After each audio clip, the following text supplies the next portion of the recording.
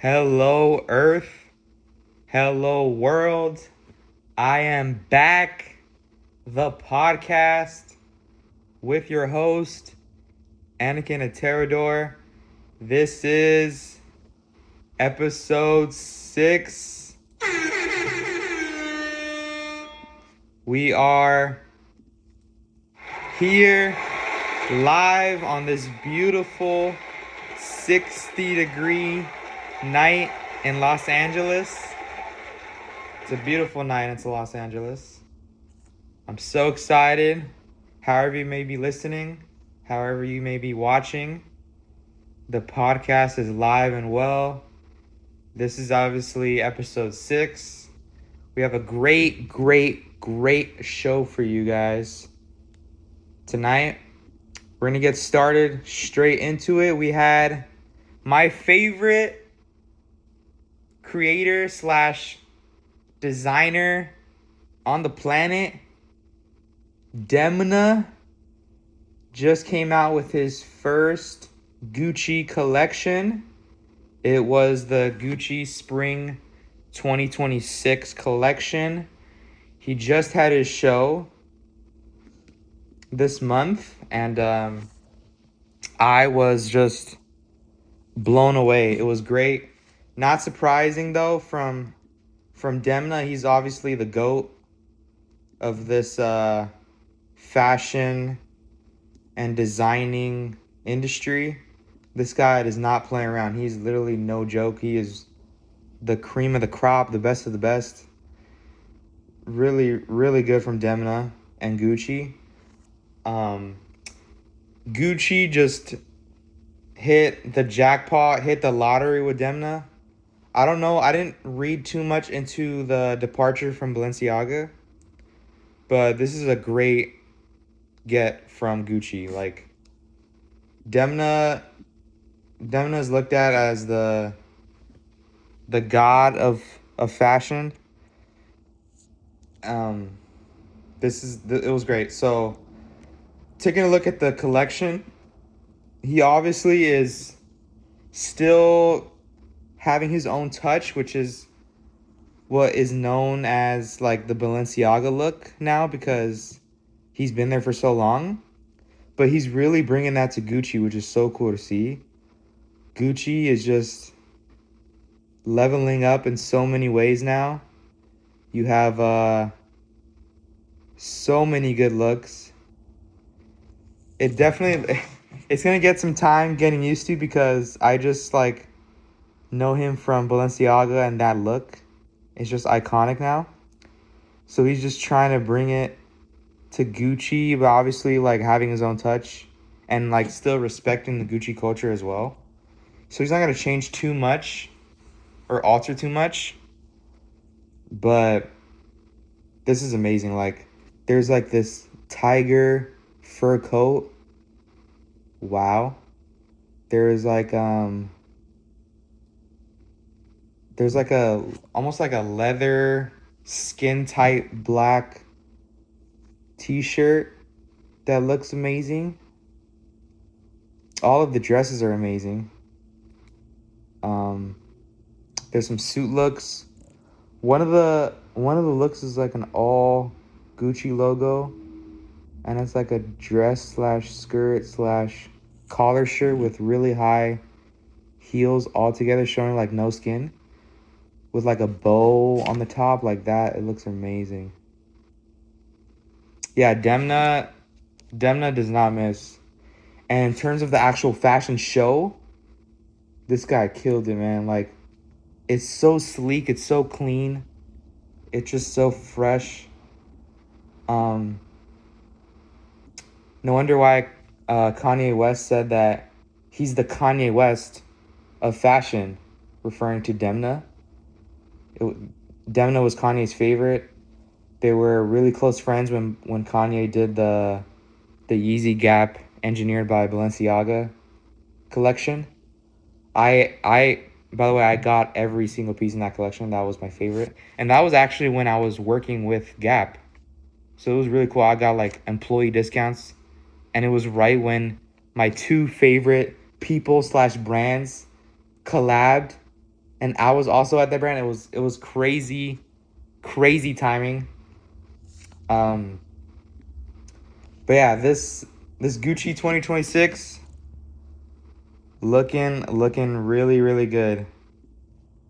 The show had so much aura, like it was like open open arches, and then the models would walk through it, and like the whole bottom of where they were walking, like the floor, the whole strip was like a single light beam. So everything else was dark, and it was a single light beam on the bottom as they're walking. Oh my god, that is so cool. Like, I don't even know, maybe the light was like high up, or maybe it was from the bottom, but it looked like it was like almost like a curated sunlight. It was really really really cool to see. And then in the back of the audience, it was the like statues in the back, like they had lights on them. Dude, it was amazing. I can't wait to see more from Demna and Gucci. It's gonna be an iconic time with them that they are together. Hopefully it's for decades and decades. But this Demna Gucci collection, amazing. Looking forward to more. Maybe I can cop some more Gucci. I have all the Balenciaga when he was at Balenciaga, but now I gotta shift to Gucci, man. Gucci is now my number one fashion brand, jumping Balenciaga, 100%. Well, high fashion brand, because Nike is my still my favorite. But well, obviously it's because of price as well. But Gucci is definitely my favorite high fashion brand now, with Demna at the helm. So speaking of Gucci, we had Lil Uzi Vert, Uzi. He sat down and did an interview, and he was talking about kind of like the music industry now, how everything's evolving, and he played and posted on Instagram a snippet, and he was doing kind of a clip for Gucci. I don't know if he was a part. I don't think he was a part of the actual show for Gucci, but it was definitely in collab with Gucci. Um, but in the back, he was playing like an unreleased snippet. Sounded amazing. Um, Uzi is one of the best in this new aged rappers. One of my favorite. If he's releasing new music soon, which I think he is, we'll definitely be looking forward to that. Um, Hopefully it's an album. Hopefully it's soon. But we'll see from Uzi. Uzi's also looking like, he did talk about how he was a big Balenciaga customer, and he literally said, I had to try to keep up with Kanye West because Kanye was buying so much Balenciaga during that time. That was kind of like the Donda era, Donda 2 era, which was all Balenciaga stuff. Like, Demna was at the listening parties. They had like a live show in Kanye's listening party for Balenciaga at the time with Demna. So yeah, that can tell you how good of a relationship that Kanye and Demna had. But Uzi now moving to Gucci, so looking like he's following Demna as well, which is what I'm doing. But we're just following the great man, the great Demna. You love to see it, man. So moving on to more music news. There was a new song by Yeat and EsDeeKid. So it's definitely a banger. Love this song. Came out last week. It's called Made It On Our Own. And it was actually filmed at Drake's house. So Drake was obviously clearly involved with this music video. Pretty strategic. So they had him shoot. It was Yeat and EsDeeKid, like inside of the house with all their entourage. And Yeat and EsDeeKid were dressed the exact same way that Drake was dressed for the Tusi Slide video back in 2020 for Dark Lane demo tapes. So this is so cool to see. Like, it's paying homage. Drake is obviously like letting them use his space, welcoming their entourage. And then he had like his album trucks promoting his album like in Drake's driveway. So this was really cool. The song is fire. EsDeeKid, one of my favorite new artists of these past 2 years. He killed it on the song. But ADL by Yeat releasing March 27th. I did see his he just put out like a album trailer. It looks fire. I love this marketing.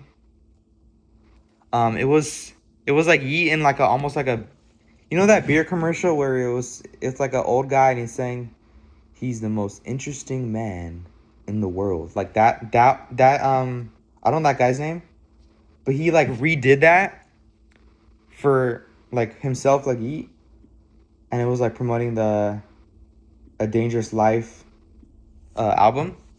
So I thought that was great. That was really good marketing by Yeat. That was an A+ album trailer. We'll see if there's any cool features on this. Maybe we'll see another Drake and Yeat collab on the ADL album coming out. Would love to see that. Maybe Yeat is on ICEMAN. We'll never know. Speaking of ICEMAN, we had another celebrity special guest that appeared in that video. It was Caleb Williams. So Caleb Williams was in that shoot. He's obviously referred to by the Chicago fan base as Iceman, so that's well calculated by Yeat and Drake as well. He like popped out of the truck like with ice in the back and that blue what did I miss color with that live stream. So that people were like, "Oh my god, I thought that was Drake at first." Cuz they do look kind of alike. But no, it was Caleb Williams. So cool to see him. Made It On Our Own, out now. Great song. And ADL by Yeat coming out in a couple weeks. Looking forward to that. Also, the last scene of that video, it was Yeat in his living room. And then he gets a phone call and they all look at each other. EsDeeKid and the entourage. And it was a phone call coming from Drake. So Drake was calling Yeat, and then he was like, "All right, we gotta go." And then everybody gets up and leave. That's so cool. That's such a cool moment. It kind of reminded me of when Drake did that DJ Khaled video where he called Justin Bieber to do the video for him. It kind of reminded me of that. That's also a great video. So yeah, cool video. Cool song, hopefully cool album. We shall see. Yeat, EsDeeKid, ADL coming up soon. Moving on, we had more music news. It was The Weeknd posting Instagram pictures, kind of hinting at possible new music. So The Weeknd possible return. We know that he kind of retired the Weeknd name or stage name. So let's see if he actually pulls through and goes with his government name, which is Abel Tesfaye. I think that would be cool. That's a cool name. But Yeah, would love to see more Weeknd music. Hopefully it's an album, but it's probably going to start off with a single and then kind of a rollout until the album. He obviously had so many cool album characters in the past. Love what he does with that. But speaking of SDKid, sorry to go back to SDKid, but SDKid actually performed at the Gucci show, by the way. It was SDKid and Fakemink, which both have that Drake cosign. They were performing at the Gucci after party after their spring 2026 show. That was cool to see. But yeah, we have kind of these underground artists kind of popping right now with Fakemink just putting out more music too. I listened to it. It was pretty cool. Would love to get into more Fakemink. But I'm loving these newer artists like SDKid, Fakemink, Yeat. These guys are great. On to more music. We had Lil Yachty put out his Concrete Boys group album. It was It's Us Volume 2. They did put out It's Us Volume 1 last year. So this is a follow-up to that. I listened to the whole album. I thought it was great. It's definitely some underground, like hard rap. Kind of old school styles to it. But it was good. I thought Concrete Boys did good. It's a lot of members in Concrete Boys. But I think they're all good. There's that girl DJ that doesn't actually rap, but she DJs for the group. I think that's a cool touch. I'm loving what Lil Yachty's doing with this Concrete Boys rollout. Maybe he'll have an album coming out soon, like solo album. We shall see. Maybe he's on ICEMAN. He's a big Drake collaborator / friend. So who knows with that. But Lil Yachty did do a LA Leakers freestyle. The iconic, legendary LA Leakers. He didn't. So it was kind of interesting because he didn't like spit off the top of the dome, but he had it pre-written. But he was like, nah, it's the same stuff. Like, this the same. What y'all talking about? Like, I just like the way he raps. I love it.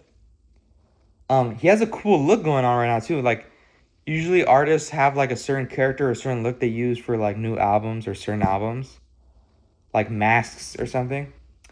But he's wearing that mask that NBA players wear when they like break their nose.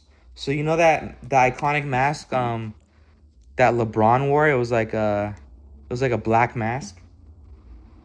It's like it covers like it's like a string in the back to hold it up, and then like it covers like your top of your face. But there's like a black version and there's like a clear version. So Lil Yachty's wearing the clear version out like with his fits. He's obviously like one of the better dressed rappers. Like he always has good fits with like those Tims, the baggy stuff, the jerseys, the flannels, like the undershirt, long sleeves. But that look with that clear mask, oh my god, that is fire. I don't know, Lil Yachty, I might take that for my next Instagram post. Hopefully I can find one. I don't even think they sell that to the public. But that is so tough, man. Lil Yachty, Concrete Boys, looking good, sounding good. It's Us, out now. Great stuff from Lil Yachty. Moving on, we have another Drake friend, Jack Harlow, putting out an album this week. It is called Monica. He actually just today, he put out the 9-song track list. I can read it to you guys. It's first song, Trade Places. Second song, Lonesome. Third song, Pray. Fourth song, My Winter. Move Along, All My Friends, Living Alone, Against the Grain, and Say Hello as the final 9th song. So, really loving this new wave of like shorter albums. I think that's perfect. If you get like a perfect 9 songs, not even getting to the double digits, I think that's a perfect mix of like music and like it doesn't extend too much.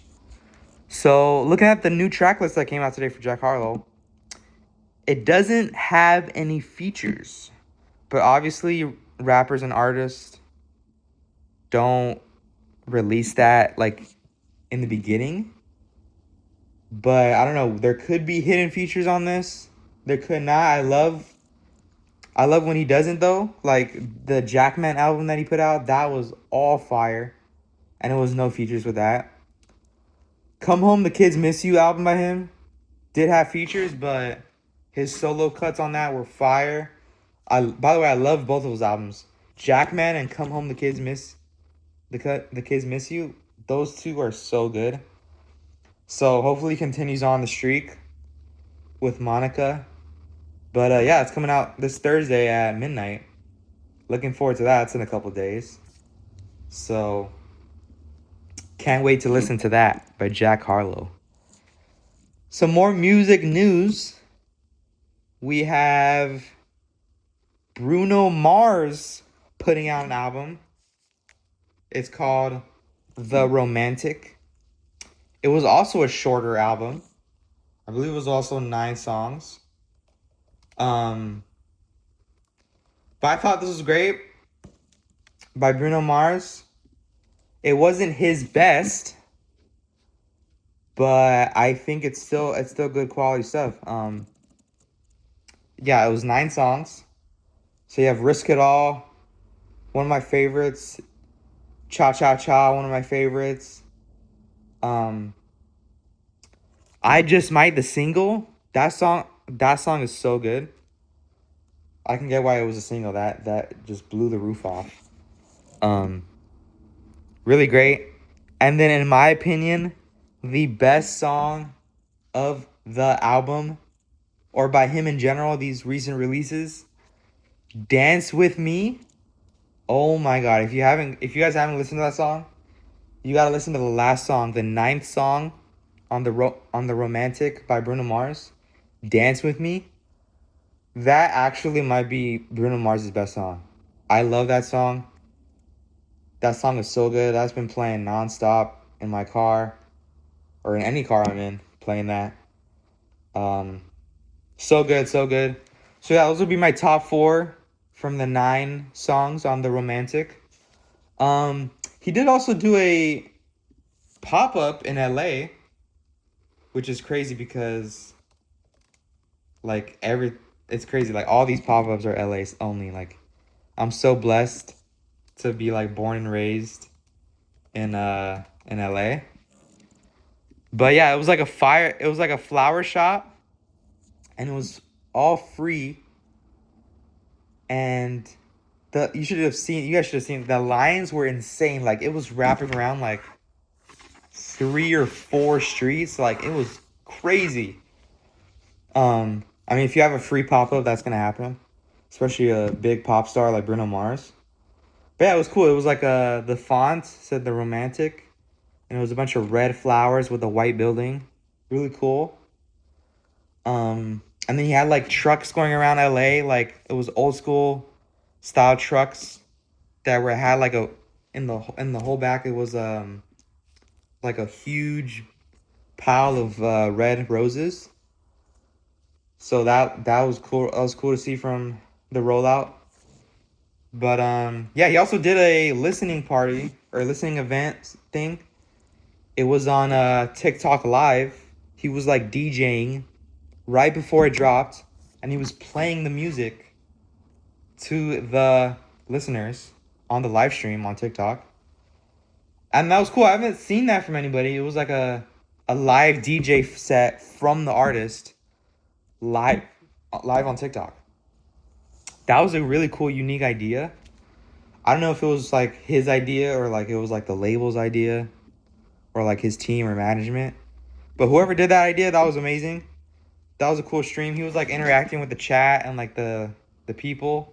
He had people call in, like one of his friends, Anderson Paak. That was cool. But yeah, he had like a soundboard. Like it was cool. He was like DJing the new album. That was really cool by Bruno Mars. That TikTok live that he did. He also did a live listening thing at a cafe in LA. So they like invited people. If you get tickets, it was free, I believe, or $5 or something, $5 or $10. But they'll give you like a little like wristband and like lanyard necklace thing. And then they'll give you like there was like the romantic Bruno Mars tote bag and stuff. And they give you everybody red rose flowers. That was cool. And then they just play the album as like the cafe's rolling. Like you can get coffee and bread and stuff. That was cool. You can get like a matcha juice. That was pretty cool. So the romantic Bruno Mars, pretty good stuff. We'll see if this is, I think this is his last album under his label. So maybe he'll put out another one this year. If not, we'll just have to wait for the next one. But yeah, the romantic, Risk It All, Cha Cha Cha, I Just Might. God was showing off. That was good.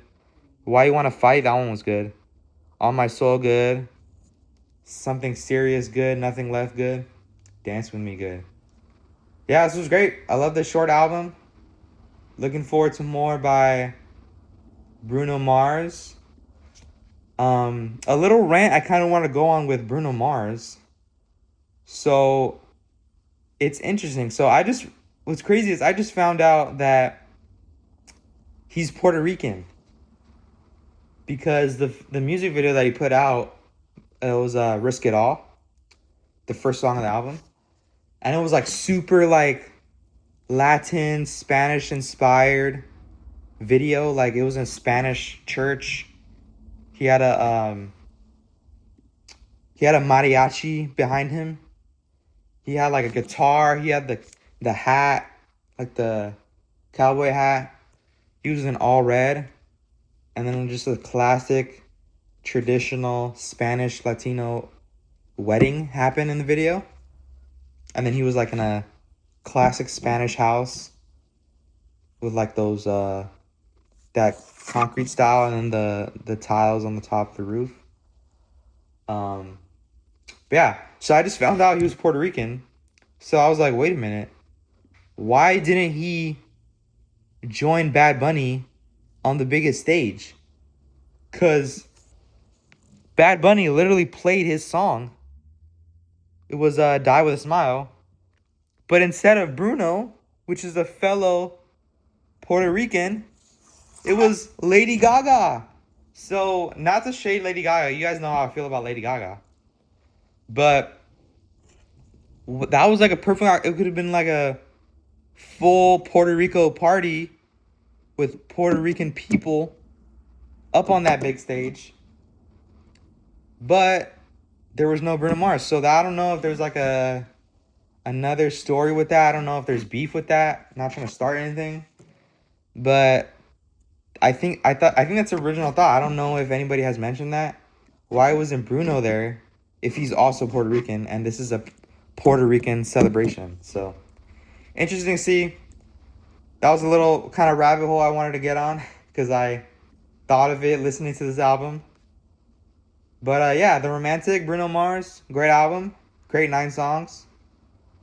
Moving on to more music news, we had Mr. Kanye West doing a world tour.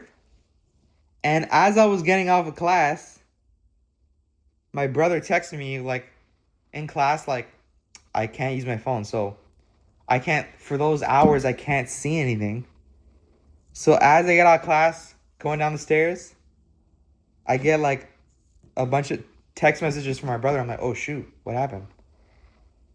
And he sent me a news tweet, X post, saying that Kanye West just announced his next show in LA at SoFi Stadium in April. I was like, oh my God. Did you guys listen to that? One more time. Kanye West, my favorite artist of all time. In LA. Born and raised in LA, favorite city in the world. At SoFi, my favorite football team plays there. Best stadium in the world in LA. April, my birthday month. That just aligns insanely too well. Oh my God. And I think this is his first show in the US.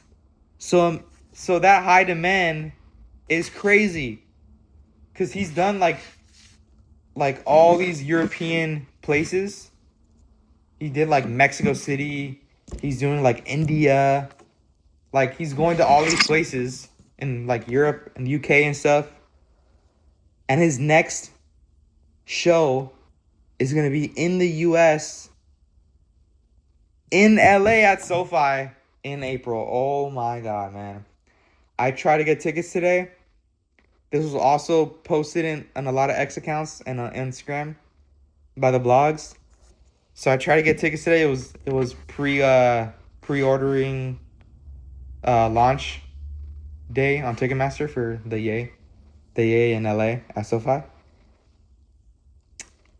There was 1 million people waiting on the site for those tickets. Let me say that again. There was 1 million people waiting to buy these tickets at one time. People said that there might have been way more too, because a lot of people couldn't even get into the site. Ticketmaster was actively crashing down, blacking out. That is unheard of. Ye is literally the GOAT for this. He's already the GOAT. But this is what GOATs do. Shutting down websites, having over 1 million humans waiting for your tickets to go live on pre-sale. Pre-sale. Insane. I missed out, obviously. I couldn't get anything.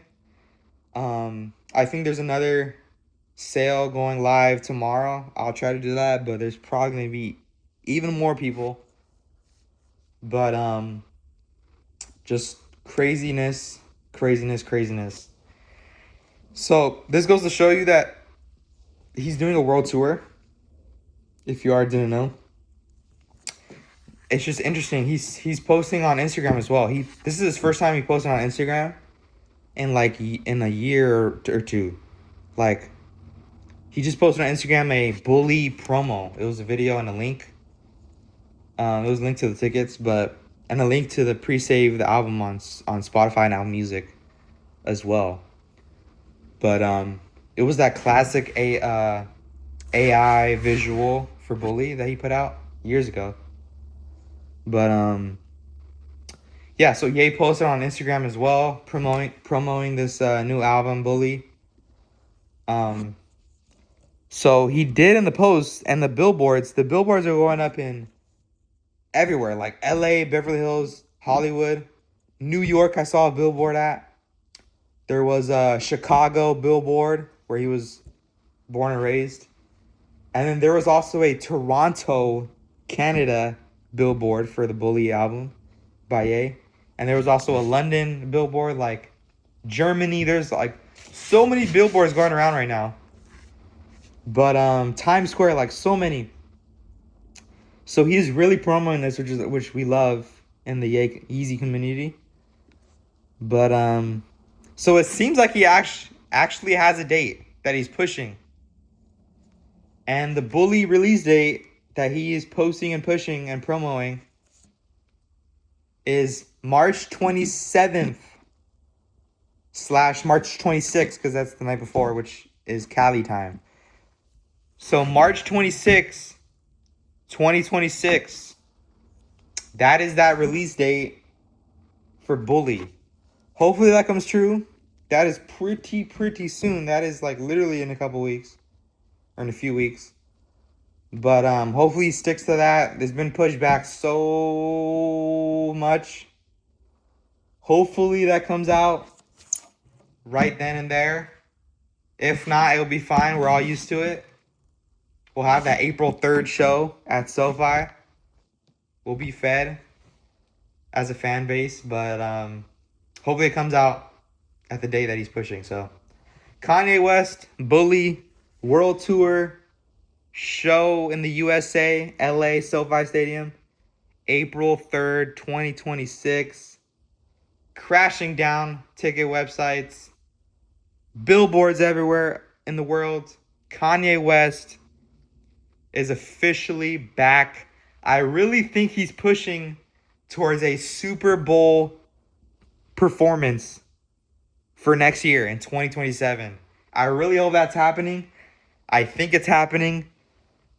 I think it will happen because Apple Music's like creating playlists for him. They're updating his artist page, so he's pushing like a mainstream rollout. So this is looking good for Super Bowl hopes in 2027, which coincidentally is also at SoFi Stadium in Los Angeles, California. Looking good for Yeezy. Can't wait. It's Yeezy season, baby. Loving that. Kanye West, yay, has returned. It's Yeezy season. Let's go.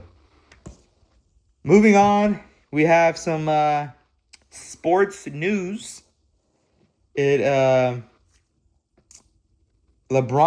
James, LeGoat James, has surpassed another milestone. This guy just doesn't stop. He has just setting records every single time. Every year, almost every game it seems like he's setting a record. But LeBron James officially became the NBA's all-time leader in regular season field goals made on March 6, 2026, passing Kareem Abdul-Jabbar with over almost 16,000 career baskets. It's officially 15,838, but almost 16,000 that he's going to get like after finishing the season and stuff. But 16,000 baskets, man, that's crazy. LeBron James, the greatest basketball player to ever touch a basketball. The greatest human to play the sport. LeBron Ramon James. Was able to see him live in flesh in person recently, but man, this is crazy. Passing Kareem for field goals made. These records are not going to be broken ever, man. It's crazy.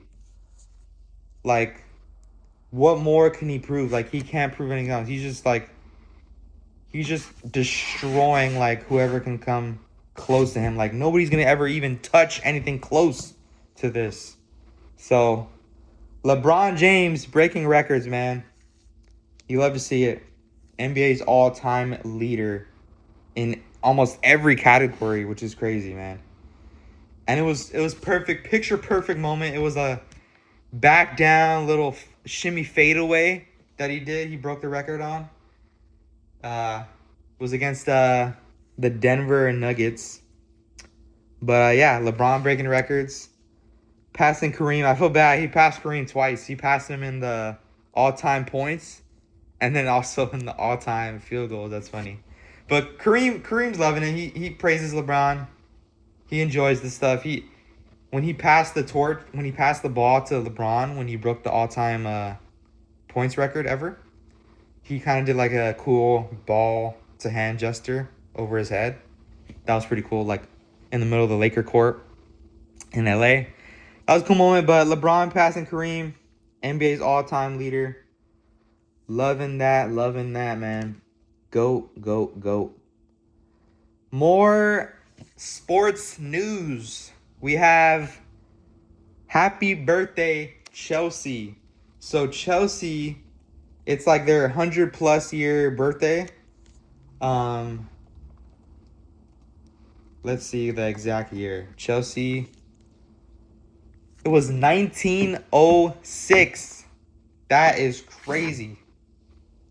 Over 100 years that Stamford Bridge has hosted Chelsea Football Club in London, man. Iconic club. What's crazy is it started off in a pub, which is also crazy. But Chelsea, man, it's the best football / soccer, however you want to call it, team of all time, franchise of all time, club of all time. Chelsea's just the top of the top, man. We love to see it. We have a game against PSG coming up. It's going to be in Paris. It's leg 1 of 2, so round of 16. PSG versus Chelsea. It's going to be tomorrow at 1 p.m. Looking forward to watching that.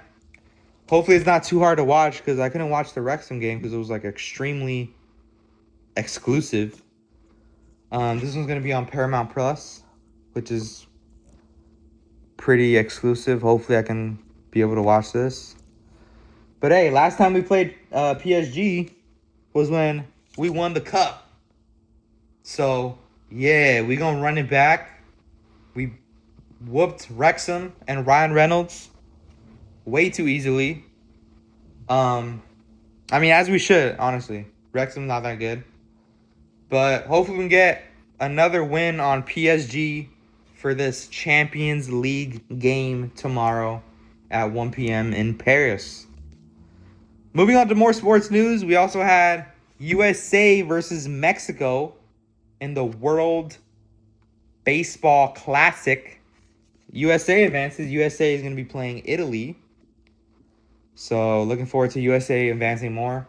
That was held in, I believe, Texas. So Texas hosting USA versus Mexico. But USA advancing, getting that dub.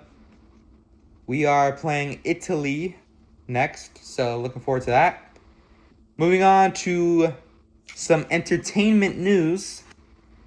There was an exclusive photo that was captured and also talked about on his live stream.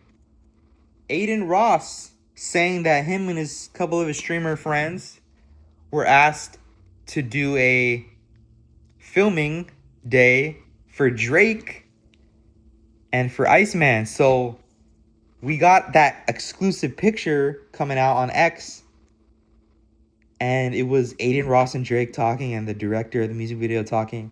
They were all in ICEMAN jackets. Oh my god, man, I gotta get one of those ICEMAN jackets. Those are so sick. Like, who else knows someone that is just like, there's so much, like, the fans are putting out the merch for the album before the album's even out. That's like unheard of.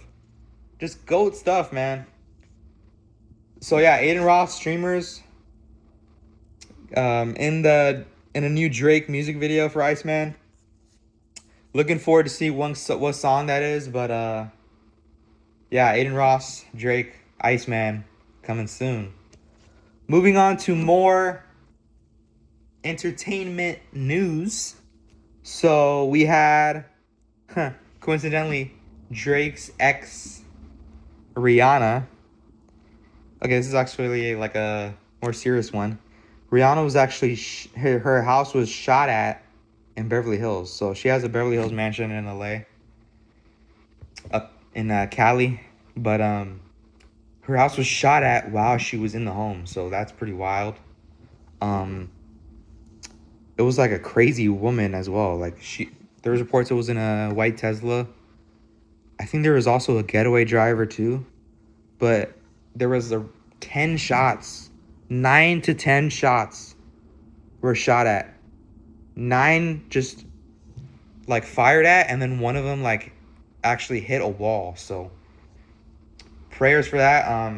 There was no injuries, but Rihanna was reportedly in the home. So crazy stuff, man. Rihanna. Why would anybody want to hurt Rihanna, man? That's just that's crazy, man. obviously targeted, but it was a crazy woman. How is this crazy woman even owning a weapon like that, or even owning a car at that point, man? Crazy, crazy stuff. She was obviously delusional, saying that she has a relationship with Rihanna. She did weird stuff to her, but just a crazy woman. They arrested her, so crazy stuff. Rihanna house being shot at in LA. Moving on, we have some more news. So, the Super Mario Galaxy movie, which is basically the Mario Bros. Movie 2. I love the first one. It was a great movie. Cast was great. Acting was great. Everything was great in that movie. It was iconic at this point. So it's gonna be a classic. So they're putting out a second one, coming out April 1st, 2026. Top of my birthday month. I'm gonna absolutely watch that the day it comes out. Gonna love that. The Super Mario Galaxy movie, which is Mario Bros. 2. So that's coming out April 1st. Looking forward to that. We also had an iconic interview with Shia LaBeouf. So you guys know how I feel about Shia LaBeouf as well. This guy's great. Whenever he's on a mic, I sit down and listen. I watched this entire Shia LaBeouf interview. Let me repeat that. I watched this entire Shia LaBeouf interview. He sat down with the channel guy, Andrew Callaghan. He's a pretty good. I've seen his videos. Like, he does like a lot of LA stuff, LA news stuff. He's a young kid. I like this guy, but Andrew Callaghan sitting down with Shia LaBeouf. This interview already has 3.6 million views in just 10 days. So pretty crazy. They're it's cool in the video cover. They're putting up a 6. Like, he's holding a 1, he's holding a 5. So they're holding up a 6. That's pretty cool. Loving that photo. But yeah, this interview was great. Shia LaBeouf, he gets super deep into stuff. Like, he's super intelligent, in my opinion. The way he like just views the world, the way he like expresses himself, the way he carries himself, just really cool. Shia LaBeouf is great. He's a great human. We gotta protect him at all costs. Shia LaBeouf is a LA legend. If you don't know, this guy has LA gang ties. Like, not trying to get involved with that, but this guy is like LA to the core. Like, he's born and raised in that Hollywood culture. He was born in East LA, so he knows the LA Chicano culture. So Shia LaBeouf, LA legend, now living in New Orleans with his family. He has family heritage there that he talked about as well. He talked about his relationship with God. They were sitting down in his new home, so Shia LaBeouf, really intelligent. This interview was great. Like, from 000 all the way through, like, over an hour. This interview is amazing. Like, this interview almost wants me to inspire to, like, interview or get interviewed at some point. Like, this is a great interview. I haven't seen this great of an interview since, like, the Kanye Drink Champs interview, or the Kanye Joe Rogan interview, or the Drake Rap Radar interview. Like, those come to my head, but or the Kanye Justin LeBoy interviews. This interview is up there with them, man. Shia LaBeouf, this is already an iconic interview. Just 10 days after the fact. Over 126,000 likes as well. Loving this. This is a great interview. Claps for you, Andrew Callaghan. Great stuff.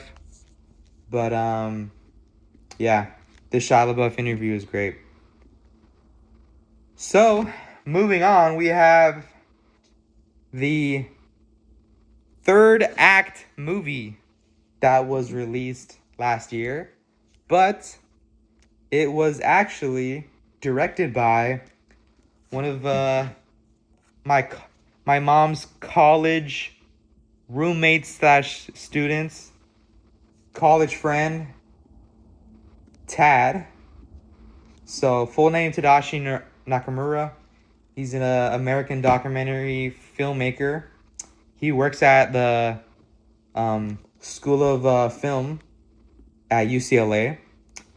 he followed his father's footsteps, which is he also. So his dad created that department at UCLA. So Robert Nakamura, which is known as the godfather of Asian American media, it was a documentary about him. So Tad did a documentary on his dad, like with him, and then eventually posed him. So I sat down at an exclusive screening.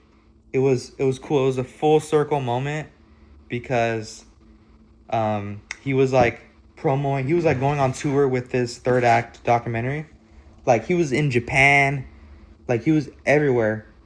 And right when he came back to UCLA. I was like, oh, I have to go, man. It was just a full circle moment. My mom took me. My mom invited me. At first, I was like, oh, what's this? I don't know. But I'll go. Sounds cool. Like, she was explaining, like, the story and how she, like, went to school with him and, like, we're good friends. So he's obviously big now in the music industry, directing movies. So following his dad's footsteps. But this documentary, I have to say, this documentary is really, really, really good, man. So at first I was like, okay, like, this seems the same. I don't really watch documentaries like that. Like, it's just not my cup of tea. Like, I would rather watch, like, TV shows or, like movies, right? But in terms of documentaries, like, there's only a few that I've, like, liked, like, that I've really watched all the way through.